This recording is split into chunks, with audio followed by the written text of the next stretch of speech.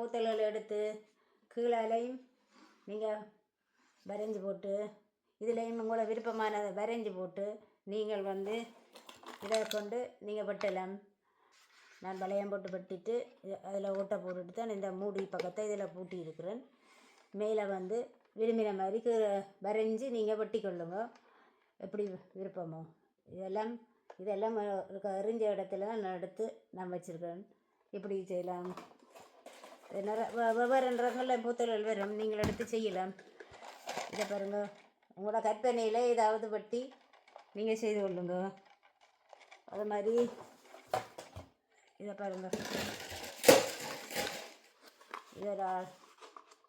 இதுவும் நான் கீழ் பக்கத்தால் பூட்டி விட்டுருக்குறேன். இதை வந்து இதை பாருங்கள்,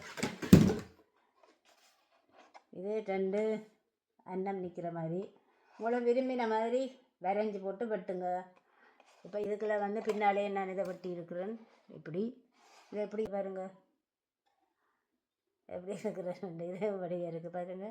உங்களை விரும்பின மாதிரி செய்யுங்க. சரியா? இதெல்லாம் எறிகிற பூத்தல்கள்.